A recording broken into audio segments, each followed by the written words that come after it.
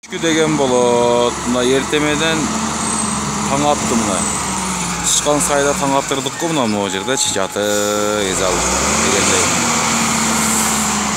Саат, короче, 12-де келген бул трактор. Энди мына могу жерде ачты, 10 метр жерде ачты. Мына бул жагы эле турат калган ошол бойданчы. Качан ачылат билбейбиз. 2 күн убакыт кетет дешип атат.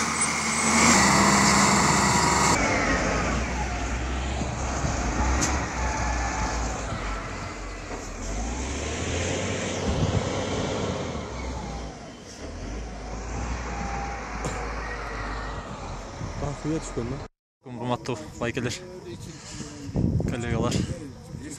Бүгүн 14 март. Өтмөк кашуусунун жанында турабыз. Жол жабык чычкан капчык айында чоң көчкү түшкөн экен. Азыр кайткандар айтып атат, 2-3 күн көчейин жол жок.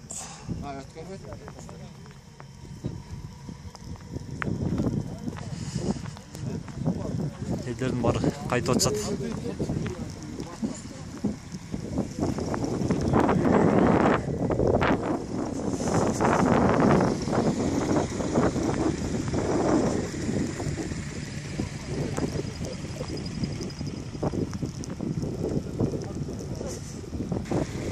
Жолдо да 2-3 жерден жабыптыр. Сосновкадан, Парижден, анан бул Өтмөктөн. Ар жактагыларга түшүндүрүп, бияктагы жол ачылса эртерээк өтүп кетем деген ой менен келгем. Бирок түнкү саат 11-ден бери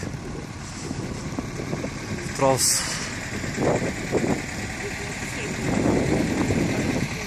Кар дагы жаап атат. Азыр кайтам десек Төө Ашууда дагы пробка бар дегендей маалыматтарды берип атышат.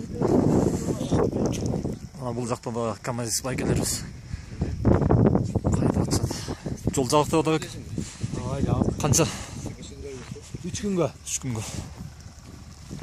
Чейин деген маалыматтар бар. Аскерлерди кийип алып турган.